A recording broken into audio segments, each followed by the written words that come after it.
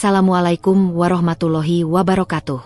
Selamat datang di channel Maniac Story, tempat di mana Anda bisa menemukan kisah-kisah horor menarik yang bisa membuat bulu kuduk kalian merinding. Untuk kisah kali ini berjudul Garis Darah Atmajaya, Ambisi Pembawa Kutukan Berdarah. Sebelum lanjut ke kisahnya, jangan lupa tekan tombol like, comment, dan subscribe channel Maniac Story agar tidak ketinggalan kisah-kisah horor menarik lainnya. Aktifkan juga lonceng notifikasinya. Mari kita lanjut ke kisahnya.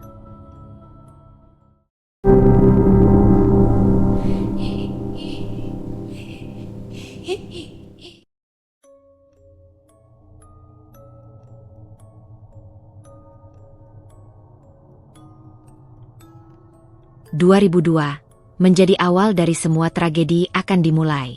Sebuah ambisi untuk tetap berada di puncak kekuasaan, membawa satu keluarga terjerat ke dalam lingkar setan. Mereka akan membayar segala bentuk kehormatan, kedudukan, kekayaan, hingga kejayaan yang seolah takkan habis meski dalam 7 turunan. Atmajaya adalah nama dari seorang pemimpin di desa Rowosukmo yang dikenal berdarah dingin dan hanya mementingkan kepentingan dan urusan perut keluarganya sendiri. Ia menjelma sebagai seorang yang tak mengenal kata kalah, haus akan kehormatan, serta kekuasaan yang diperoleh dari cara-cara yang tak seharusnya. Atmajaya menuntut Baskoro, putranya, untuk disiplin, keras, dan tidak boleh kalah dari siapapun. Sekalipun harus membuat orang yang bersinggungan dengannya kehilangan nyawanya sendiri. Kalah itu bukan pilihan, kalah itu artinya gagal. Dan kegagalan bukanlah sesuatu yang melekat dalam diri dan darah keturunan Atmajaya. Jauhkan 2 hal itu darimu. Jangan sampai satu dari 2 hal itu menempel dan mengotori kehormatan keluarga Atmajaya. Atmajaya, nama besar yang disegani oleh para penduduk di desa Rowosukmo. Namanya agung, kokoh berdiri di puncak singgasana desa yang memiliki jumlah penduduk kurang lebih 3.200-an nyawa.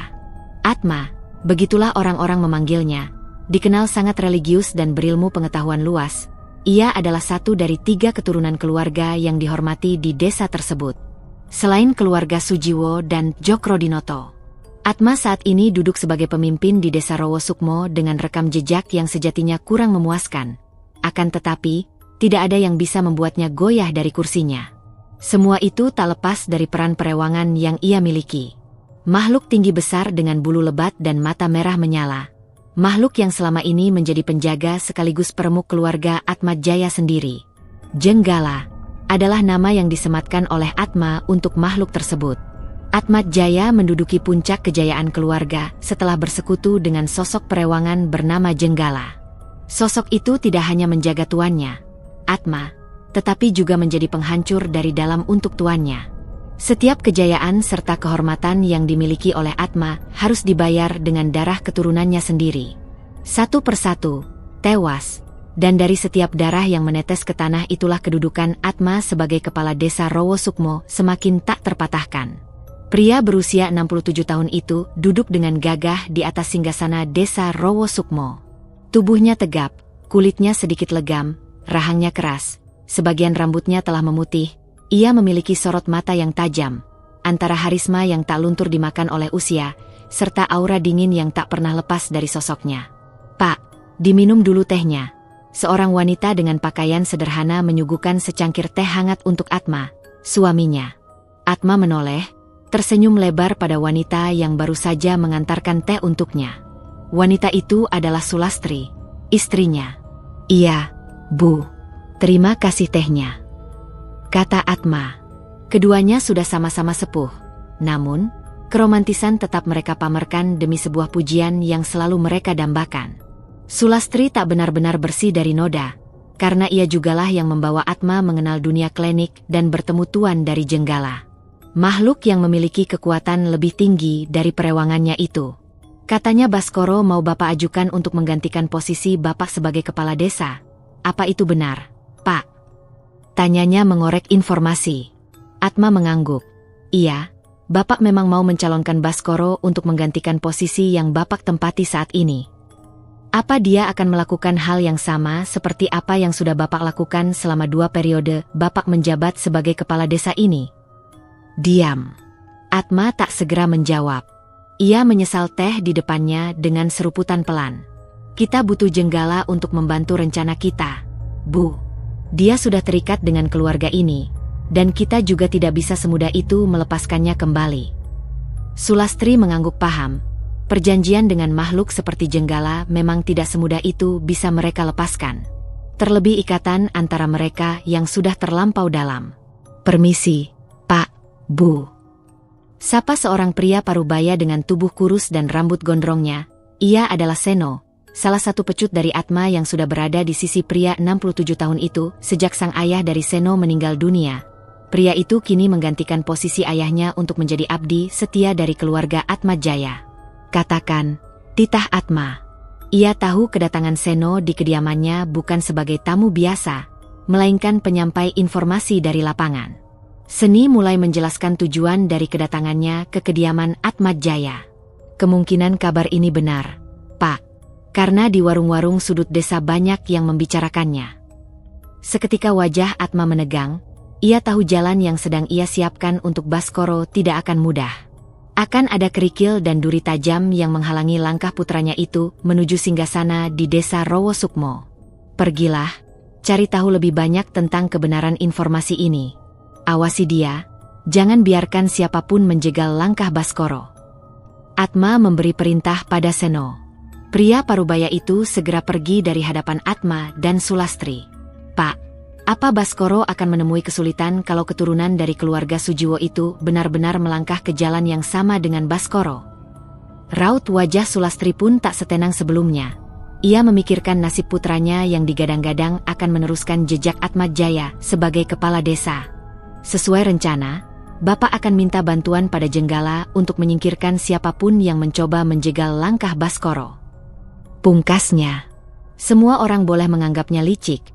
Akan tetapi sebagai seorang ayah, Atma adalah orang yang bertanggung jawab. Ia akan melakukan apa saja untuk menata hidup anak-anaknya. Di kediaman Djokrodinoto, seorang pria berubah dengan tongkat kayu berkepala burung Garuda tengah duduk di kursi goyang kesayangannya. Ia adalah Halim Djokrodinoto, keturunan kedua dari keluarga Djokrodinoto. Keluarga yang lebih kental dengan dunia pendidikan. Halim adalah seorang guru di sekolah rakyat. Ia dikenal ramah dan suka membantu sesama. Keluarganya memiliki lahan pertanian yang subur dan luas. Setiap kali panen, Halim akan menyisihkan sebagian untuk dibagikan kepada penduduk yang kurang mampu. Assalamualaikum, Pak D. Ucap seorang pria berusia 46 tahun menyapa Halim dengan sopan. Pria itu membungkukkan tubuhnya sejenak, memberi hormat pada orang yang ia panggil dengan sebutan Pak D. Waalaikumsalam, Haryo. Sambut Halim dengan senyum hangat. Mereka berdua saling berjabat tangan. Duduk, Le. Kata Halim. Pria bernama Haryo itu duduk berhadapan dengan Halim. Ia adalah keponakan jauh dari Halim yang sejak remaja sudah ikut dengan Halim untuk belajar banyak hal, termasuk bekerja di salah satu bengkel milik Halim. Apa kabarnya, Pak D? Sudah lama aku gak kesini. Pak D kelihatannya makin gagah saja. Ucap Haryo basa-basi. Ia adalah keponakan sekaligus murid dari Halim. Kabar baik, Le. Alhamdulillah. Ibumu gimana? Apa masih seperti dulu? Cerewet dan suka mengemil rengginang. Kelakar Halim. Haryo terkekeh. Ia tahu bahwa Halim senang sekali menggoda ibunya. Ratminah Sujiwo selayaknya kakak yang senang menjahili adik perempuannya. Alhamdulillah, Pak D. Kabar ibu baik. Budhe gimana? Mas Bowo dan Mbak Ajeng sehat. Syukurlah kalau ibumu sehat-sehat saja. Le, masmu itu lagi sibuk memulai usaha pipa dan paralon. Kecil-kecilan, katanya mau mencoba sesuatu yang beda dari bapaknya. Kalau Mbak Ajeng lagi sibuk penyuluhan di desa Mekarsari. Haryo manggut-manggut, ia dan kedua sepupunya memang cukup dekat. Sejak kecil ia sering tidur di kediaman Djokrodinoto karena ibunya, Ratminah sibuk berjualan, menjajakan beragam kebutuhan pokok hingga keluar desa dan tidak pasti kapan pulangnya. Keluarga Djokrodinoto adalah rumah keduanya. Walah kamu toh, Har, datang kok gak ngasih kabar dulu ke aku sih. Bowo tiba-tiba muncul dari balik pintu, menyambut sepupunya dengan hangat. Haryo berdiri sejenak untuk menyalami Bowo. Aku mau ngasih kamu kabar lewat apa, Mas? Aku kan gak pegang cukup uang buat pergi ke wartel. Beda sama kamu yang dompetnya sudah menebal itu. Ketiga pria lintas usia itu tertawa renyah. Mereka saling melempar candaan. Di dalam rumah bergaya joglo itu, seorang perempuan tua menyiapkan jamuan untuk tamu dari tuannya. Tak lama perempuan itu keluar dengan membawa 1 nampan berisi jamuan dan 2 cangkir kopi untuk tuan mudanya dan juga Haryo Sujiwo. Diunjuk, "Mas," ucapnya dalam bahasa Jawa, suaranya lembut. "Diminum, Mas." "Nggih, matur nuwun," balas Haryo sopan. "Iya, terima kasih." Perempuan itu berlalu untuk kembali ke dapur. Ia bekerja sebagai pembantu rumah tangga sejak ia remaja. Ikut dengan ibunya yang sudah menjadi abdi untuk keluarga Djokrodinoto sejak tahun 80-an. "Kamu katanya mau mencalonkan diri sebagai kepala desa, Har?" Celetuk Bowo yang sudah mendengar desas-desus pencalonan Haryo. "Sebenarnya bukan aku Mas yang mau mencalonkan diri, tapi orang-orang yang memintaku maju. Mereka mau aku jadi saingannya Baskoro di pemilihan lurah nanti." Halim menyesap teh miliknya sebelum buka suara menanggapi ucapan dari Bowo, putranya. Tuk bunyi dari cangkir yang bersentuhan dengan tatakan. "Haryo, apa kamu sudah tahu konsekuensinya? Kamu tahu kan siapa mereka?" "Sudah, Pak D. Mereka gak berjalan sendiri. Ada yang mengiringi setiap langkah mereka selama ini. Dan aku juga yakin kelak Baskoro akan melakukan hal yang sama dengan bapaknya." Halim mengangguk. Ia tahu Haryo bukanlah orang yang penakut. Sekalipun apa yang akan ia hadapi adalah sesuatu yang berbahaya. "Har, ini kamu yakin masih mau lanjut maju dan menuruti kemauan penduduk desa?" bisik Bowo. Pria yang baru saja menginjak usia 42 tahun itu tampak khawatir dengan keselamatan Haryo. "Aku yakin, Mas. Ini amanah yang orang-orang berikan untukku. Aku memang belum tahu apa nanti aku akan jadi kepala desa menggantikan bapaknya Baskoro, atau justru gagal. Aku mau mencobanya dulu," kata Haryo dengan santai. Takdir telah membawa Haryo pada langkah yang lebih pasti, memasuki dunia politik yang selama ini tidak terlalu ia minati. Meskipun ia dikenal sebagai orang yang ikut serta dalam penurunan rezim Orba di bawah kepemimpinan Soeharto. Darah pejuang yang mengalir di tubuhnya membuat seorang Haryo tak kenal rasa takut, apalagi menyerah sebelum berperang. Haryo memilih tetap meneruskan apa yang sudah ia setujui. Karena itu adalah bentuk tanggung jawab Haryo atas ucapan yang keluar dari mulutnya. "Kalau kamu butuh sesuatu, bilang saja ke Pakdemu ini ya. Le, bapakmu sudah tidak ada. Ibumu bukan orang yang punya dekengan. Kamu berjuang murni tanpa bantuan siapapun. Kecuali, kamu mau meminta bantuan itu dari Pakdemu." Haryo mengangguk. "Mengerti Pak D, aku akan menemui Pak D kalau memang aku perlu. Aku percaya kalau Pak D bisa membantuku. Walau mungkin." Haryo menggantungkan ucapannya. Ia menatap Halim dan Bowo bergantian. "Iya, Pak D paham. Kita bukan hanya melawan gagasan, tapi juga akan menghadapi rintangan yang lebih rumit daripada itu. Le, serahkan saja pada Allah, Dia yang lebih tahu apa yang tidak kita ketahui," pesan Halim pada Haryo. Pria itu mengangguk paham. Ia pun sadar bahwa apa yang akan ia hadapi di pemilihan kepala desa nanti adalah sesuatu yang lain. Tahun 2004, masa kampanye pemilihan kepala desa dimulai. Masing-masing calon lurah yakni Baskoro dan Haryo saling beradu gagasan di atas podium di Balai Desa Rowosukmo. Di sekeliling mereka ada ribuan penduduk desa yang menyaksikan adu gagasan dari kedua calon kepala desa itu. Sebagian adalah pendukung dari Baskoro. Sebagian lainnya adalah pendukung dari Haryo yang memberanikan diri melaju dan bersaing dengan dinasti Atmajaya. Di kursi dekat kantor sekretaris desa, Atmajaya duduk tegap. Auranya selalu menyeramkan. Ia menatap penuh kewaspadaan pada Haryo. "Sujiwo, keluarga ini selalu saja menjadi orang yang merepotkan urusan keluarga Atmajaya," ucapnya dalam hati. Atmajaya dan Sujiwo sudah bersaing sejak lama dalam berbagai hal, khususnya dalam pemerintahan tingkat desa. Leluhur keluarga Sujiwo adalah orang yang disegani oleh orang-orang dari pasukan Londo pada masanya. Seorang juragan yang memiliki nama tinggi dan dihormati. Tidak ada orang yang berani menyinggung leluhur dari Sujiwo. Kini, Haryo, cicit dari garis keturunan keempat Sujiwo berdiri di depannya. Ia sedang menyampaikan orasi di depan penduduk desa Rowosukmo. Saya tidak akan menjanjikan kemakmuran singkat kepada kalian semua di sini, karena desa ini sudah terlalu lama hidup dalam kungkungan kuasa yang sengaja meremukkan desa ini dari dalam. Saya hanya bisa menjanjikan bahwa saya akan bekerja sebaik mungkin, semaksimal mungkin untuk memperbaiki kerusakan dan kehancuran di desa yang kita cintai ini. Orasi yang disampaikan oleh Haryo disambut meriah oleh para pendukungnya. Tepuk tangan mereka serta siulan kebanggaan terdengar riuh.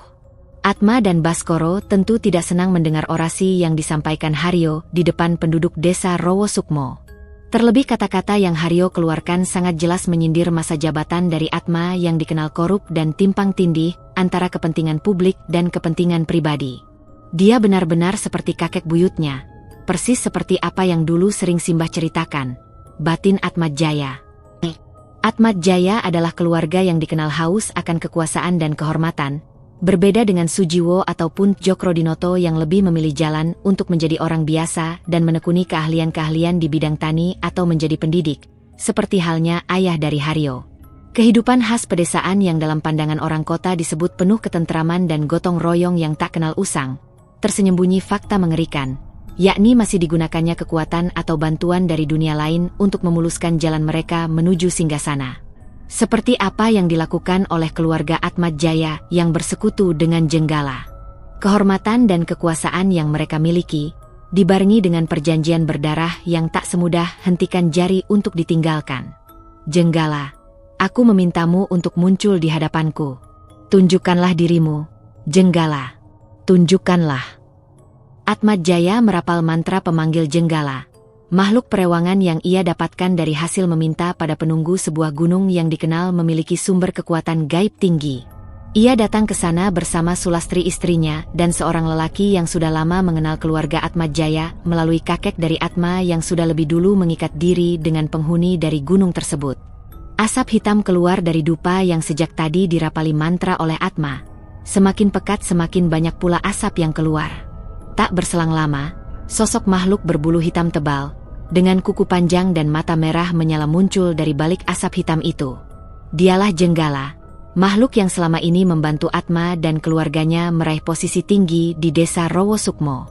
Ada apa, Tuanku Atmajaya? Tanya Jenggala dengan suara beratnya. Ia berdiri di depan Atma, giginya tajam, dari mulutnya keluar tetesan air liur kental berwarna merah kehitaman. Dengan kepala menunduk, Atma bersimpuh memohon pada Jenggala. Ia menyampaikan hajatnya pada makhluk tinggi besar itu. Aku akan membantumu, Tuanku, tentu saja dengan imbalan yang sudah kamu ketahui. Atma mengerti, ia menyetujui kesempatan itu sejak lama dan ia sudah terbiasa dengan apa yang ia lakukan. Tidak ada lagi sesal ataupun perasaan bersalah, hanya ada kepuasan dan kebanggaan karena apa saja yang ia inginkan bisa diwujudkan oleh perewangannya, Jenggala. Siapkan semuanya. Sisanya biar aku yang bekerja. Ingat, jangan sampai kesepakatan ini perjanjian ini berujung pada kemarahanku dan tuan besarku. Baik, akan aku lakukan sesuai perjanjian kita. Atma menyetujuinya. Tak lama usai berkata demikian, sosok Jenggala lenyap dari pandangannya. Bau dupa menyeruak di ruangan itu, ruangan yang disediakan khusus oleh Atma dan Sulastri untuk berkomunikasi dengan Jenggala. Keris hingga berbagai jimat lain ada di sana. Ruangan itu dihias dengan kain merah berpadu dengan kain kuning. Tanda bahwa kejayaan yang dimiliki bersanding dengan darah yang harus terus-menerus diberi. Aku tidak akan membiarkan keturunan Sujiwo menghalangi dinasti keluargaku di desa ini. Sumpah Atma di depan foto kakeknya yang terpampang di dinding. Foto seukuran dirinya. Para pendukung dari kedua calon kepala desa Rowosukmo ada di kediaman masing-masing junjungannya. Rowosukmo tahun itu hanya mengangkat 2 calon kepala desa saja, yakni Baskoro Atmajaya dan Haryo Sujiwo. Kemungkinan mereka akan semakin intens menyerang keluargamu mulai lusa. Har, itu pesan yang disampaikan Mbah Muria padaku kemarin. Kata kakak ipar Haryo, Janur Suropto. Haryo tetap tenang meskipun dalam beberapa hari terakhir ia dan keluarganya mulai menerima teror gaib dari pesaingnya, Baskoro Atmajaya. Aku gak takut, Kang. Biarin saja kalau mereka mau menggunakan cara lama itu untuk menjegalku. Kata Haryo. Lagi pula, Aku gak terlalu berambisi menggantikan posisi Pak Atma. Tambahnya, Janur menghela napas panjang. Ia mengenal betul seperti apa Haryo. Adik iparnya yang tak lain juga masih keponakannya sendiri. Kemarin, kita lihat sendiri mereka menyerang kita dengan bantuan perewangan mereka. Har, aku khawatir dengan keselamatan keluargamu. Haryo tersenyum simpul, tidak ada ketakutan dan kecemasan yang terlihat di wajahnya. Hanya ada ketenangan di sana. Allah yang akan menjaga keluargaku. Kang, aku tahu pesaingku ini bukan orang-orang biasa yang bergerak tanpa bantuan gaib. Kita semua sudah mengenal tabiat mereka, kan? Serangan yang mereka lancarkan ke keluargaku gak akan membuatku mundur sebelum berperang. Janur semakin cemas. Ia takut adik iparnya kenapa-kenapa, apalagi anak-anak Haryo dan istrinya masih kecil-kecil. Putri ketiga mereka saja belum ada 10 tahun. Yang paling kecil baru berusia 3 tahunan. Atmat Jaya pasti akan menyasar anak dari Haryo dan istrinya. Mereka itu kejam dan tak mengenal rasa kasihan jika sudah dikuasai oleh ambisi mempertahankan kekuasaan. Jaga anak-anakmu dengan baik, Har. Jangan bergerak sendiri. Mintalah bantuan pada mereka yang memiliki ilmu seperti Kiai Sanusi. Haryo mengangguk paham. Aku mengerti, Kang. Aku sudah menghubungi Pak De Halim dan Guru Mas Bowo di pesantren. Janur sedikit lega, walau tetap ada kekhawatiran yang tersisa di dadanya. Semoga kalian baik-baik saja. Tidak ada harga yang harus kalian bayar. Sore hari di kediaman Haryo Sujiwo. Orang-orang masih bertahan di sana, tidak sebanyak sebelumnya. Hanya menyisakan pecut dan penyokong yang mengajukan Haryo melaju menyaingi Baskoro di pemilihan kepala desa Rowo Sukmo tahun ini. Terang. Terdengar suara benda jatuh dengan suara nyaring memekakkan telinga. Seluruh orang yang ada di sana terkejut. Mereka saling pandang. Wonten nopo, Paklek. Seorang pemuda melongokkan kepalanya ke ruang tamu. Ada apa, Om? Haryo menoleh. Gak ada apa-apa, Bey. Pemuda bernama Bayangkara itu keluar, bergabung dengan beberapa orang lain di ruang tamu dan teras rumah Haryo. Pakleknya, Omnya. Tadi aku dengar suara keras, Paklek, seperti benda yang jatuh, menghantam tembok. Aduh Bayangkara. Ia yakin betul dengan apa yang didengarnya beberapa saat lalu. Kasakusuk orang di teras kediaman Haryo menjadi background percakapan Haryo dan sanak saudaranya di ruang tamu. Kamu lihat itu kan, Le? Mereka semakin berani menunjukkannya kepada kita. Kata Halim mengingatkan Haryo. Iya, Pak D. Seperti 2 hari lalu, tiba-tiba saja muncul banyak sekali ulat bulu dari dinding. Dan juga dentuman di atas genting kamar juga sudah sampai di rumah ini. Kata Haryo membenarkan. 2 hari lalu, entah dari mana datangnya, banyak ulat bulu yang tiba-tiba muncul di dinding ruang tamu Haryo. Tidak hanya puluhan, tidak juga ratusan, melainkan ribuan ulat bulu. Ulat-ulat itu bergerombol seperti mie instan, berwarna putih kekuningan. Har, lihat, Har. Janur berteriak memanggil Haryo dengan wajah paniknya. Ia berdiri mematung di ruang tamu Haryo, menyaksikan ribuan ulat bulu turun dari sela-sela dinding. Berjatuhan ke lantai, membuat siapa saja yang melihatnya bergidik ngeri, bahkan mual seperti halnya Cian. Cian yang turut melihat itu, hak ganjil itu seketika muntah-muntah. Ia yang geli dengan ulat bulu, semakin tak tahan ketika di hadapannya ada ribuan ulat bulu yang bergeliat menuruni dinding ruang tamu. Hoek-hoek. Haryo tiba dengan istrinya, Dewi. Astagfirullah. Mas, ulat bulu dari mana ini? Banyak sekali. Pekik Dewi. Ia menutup mulutnya rapat. Saat ini Dewi tengah hamil besar. Melihat gerombolan ulat bulu di depannya membuat perut Dewi seperti diaduk-aduk, mual. Dari arah dapur, kakak Dewi, Suci berjalan dengan tergopoh-gopoh. Why?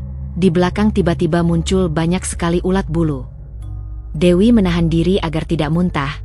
Suci yang melihat itu sontak menoleh ke arah dinding. Ia melotot melihat ulat bulu dengan jumlah ribuan itu ternyata juga muncul di dinding ruang tamu dan ruang keluarga. Ya Allah, ada apa ini? Kenapa tiba-tiba banyak sekali ulat bulu? Pak, apa yang terjadi? Suci bertanya pada suaminya. Janur yang sejak tadi berdiri di sana memandangi dinding bercat putih yang kini dijadikan papan seluncur ribuan ulat bulu yang entah dari mana datangnya. Haryo meminta Bowo untuk menghubungi gurunya di pesantren, Kiai Ahmad. Seorang guru besar di pesantren tempat Bowo menuntut ilmu. Sosok guru yang sempat juga bertemu dengannya di kediaman Jokrodinoto. Aku akan mengabari Kiai Ahmad segera, ucap Bowo. Ia gegas keluar dari ruang tamu. Mencari sosok Hutomo, teman masa kecilnya untuk mengantarkannya ke kediaman Kiai Ahmad. Halim mendekati Haryo, membisikkan kalimat, mereka semakin berani, tapi ini baru permulaan. Kita bisa saja menyerang mereka balik, tapi semua itu kembali padamu. Mau melawannya dengan hal yang sama atau memilih untuk bertahan saja dan membiarkan mereka melakukannya sampai hari pemilihan tiba. Haryo berpikir sejenak, ia mempertimbangkan kedua pilihan tersebut. Ia tidak diajarkan untuk membalas keburukan dengan keburukan oleh orang tuanya. Ia dididik untuk ikhlas dan tidak melawan kejahatan dengan kejahatan. Gak perlu, Pak D. Aku gak mau memperpanjang hal seperti ini. Biarkan saja mereka berbuat sesuka hati. Aku ikut dalam pemilihan kepala desa ini, bukan untuk beradu mistis, tetapi murni karena mempertanggungjawabkan apa yang sudah aku putuskan sejak awal. Haryo memilih jalannya sendiri. Ia tidak ingin jatuh ke dalam lubang yang sama dengan Baskoro dan keluarganya. Halim menepuk pundak Haryo pelan. Seulas senyum tercetak di wajahnya yang sudah mulai menunjukkan garis-garis halus. Ikuti Pak D. Har, kita panjatkan zikir dan tasbih kepada Allah. Biar Allah yang menjadi pelindung untuk keluargamu. Ajak Halim yang disambut dengan anggukan kepala oleh Haryo. Sementara itu, Dewi dan Suci saling berpegangan. Dewi menahan diri untuk tidak muntah-muntah seperti halnya Cian yang tidak tahan dengan ribuan ulat bulu yang bergeliat menuruni dinding hingga berjatuhan ke lantai. Wai, apa ini kiriman dari keluarga Baskoro ya? Bisik Suci. Aku gak tahu, Mbak. Aku takut salah menduga, nanti jadi fitnah. Sahut Dewi dengan suara rendah.